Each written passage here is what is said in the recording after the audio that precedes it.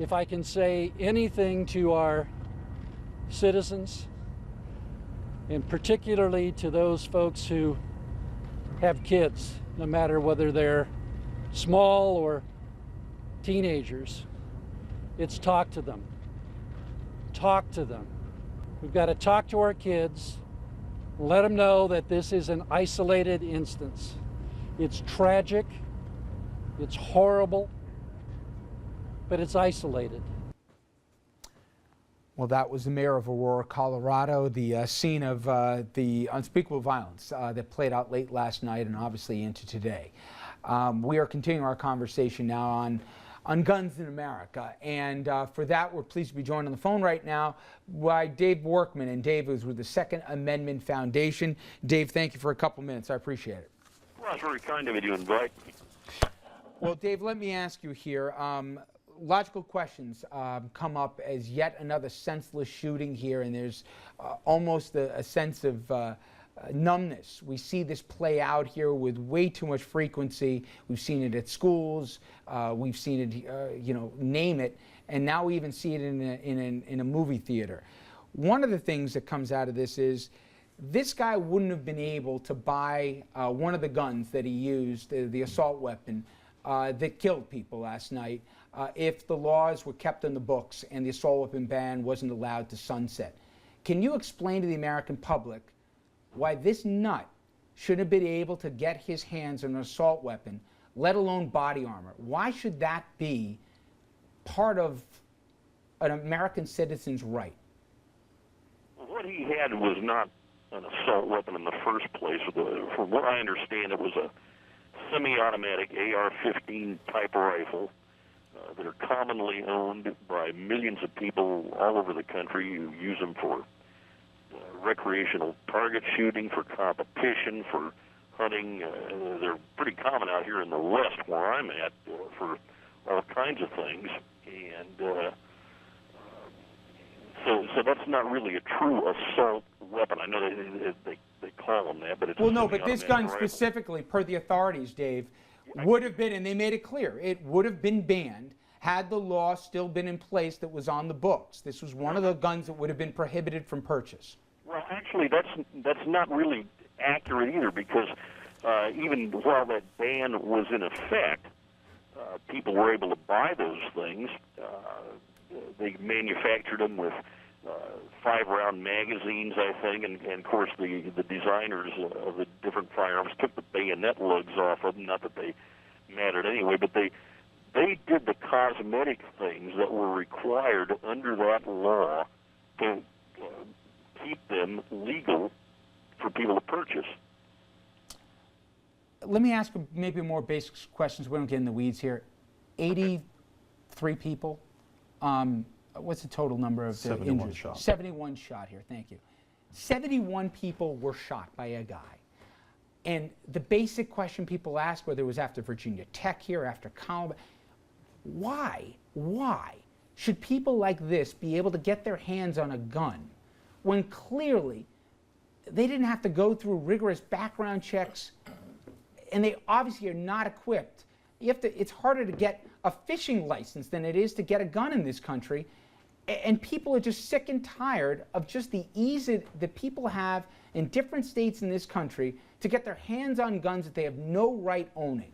Why aren't gun rights advocates the strongest people screaming here that people should be mandated to have waiting periods, mandated to have safety and training tests before they can ever walk around with a semi-automatic rifle, let alone a gun? Why aren't you guys screaming about this louder than anybody? First and foremost, it's not easier to buy a firearm than it is to get a fishing license. I don't know why you deal in that kind of rhetoric. Secondly, this guy went through a background check as mandated by federal law. That's already been revealed.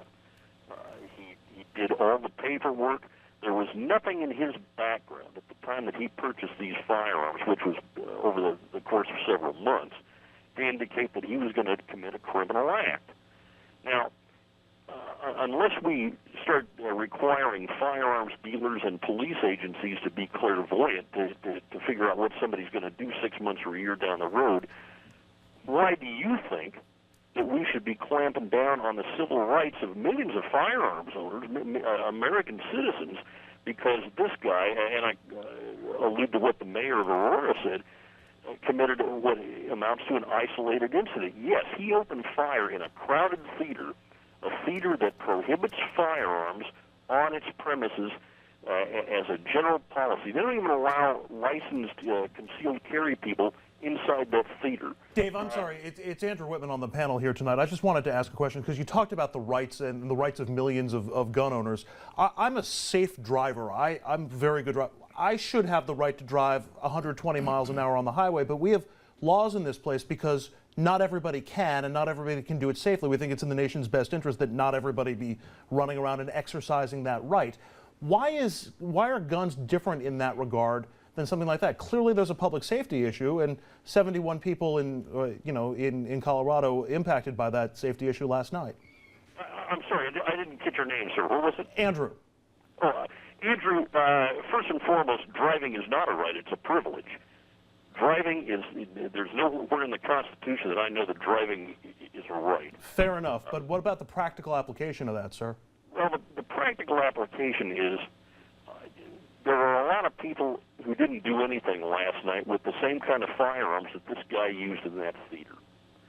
And when you sit back and look at this as a legal constitutional issue, you're going to run smack into a brick wall where people will, I think. Well, you know what? Here's my problem with this, Dave. No, Dave, here's my problem with this.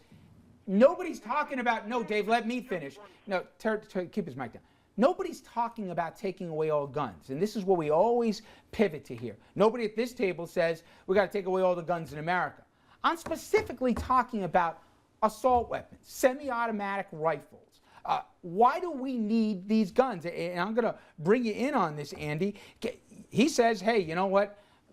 The laws, nothing really would have changed here. This is a basic right here. Well, it wasn't always this way, was it? No, I mean, Mr. Workman's right in the sense that even when we had an assault weapons ban in effect, you could still purchase a number of knockoffs, assault weapons, a whole range of them in most states except for maybe California. But when that law sunsetted, that just opened up, all types of assault weapons that became available, and large capacity magazines and so on and so forth. I think that there's really no reason that a civilian has to have a weapon with that lethality, that ability to kill a lot of people in a short period of time. I mean, we just don't see it. I mean, that's a piece of the puzzle, is regulating assault weapons. Are we going to get rid of all of them? No, we're not. There's too many out there. There are too many high-capacity magazines. But there has to be a point where we start looking at a law like California has, which is probably one of the strongest in the country, where it bans assault weapons. Why not replicate that around the country? Dave, a congressman in Texas, and we'll talk about this in a little bit,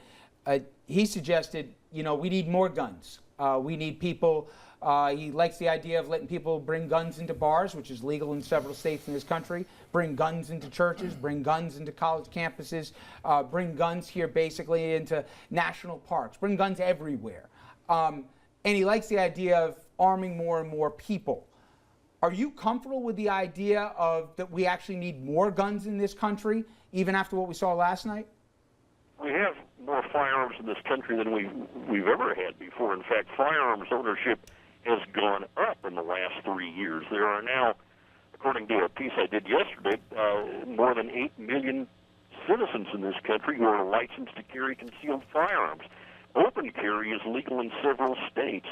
And I think that if you sit back and listen to some of the rhetoric from the gun prohibition lobby, you'll find it's pretty hollow, because they predicted that more guns is going to lead to more crime, more violence, and yet last night 71 people were shot, and I understand that that's a horrible thing, and the firearms community, of course, they've been talking about this all day long on several of the different internet blogs.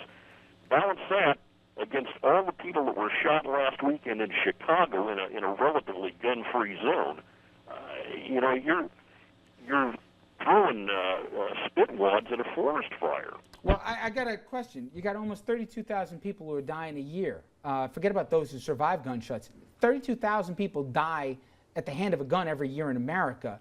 We don't think that number is just mind-boggling? I mean, does that number just shock the heck out of you? Is that way too much gun violence in this country? Well, violence is violence, whether it's done with a gun or a knife or a baseball bat. A lot more people are dying because of a gun than baseball bats, sir. I mean, the truth of it is, here is that more people, there may be more people who have concealed carry permits, and definitely than the graphic showed it. But has any drop in crime been attributed to more people carrying? I mean, let's look at what's happened in this country. Let's look at different policies that are in effect. Better policing in some respects, at a time when we did have a better economic conditions.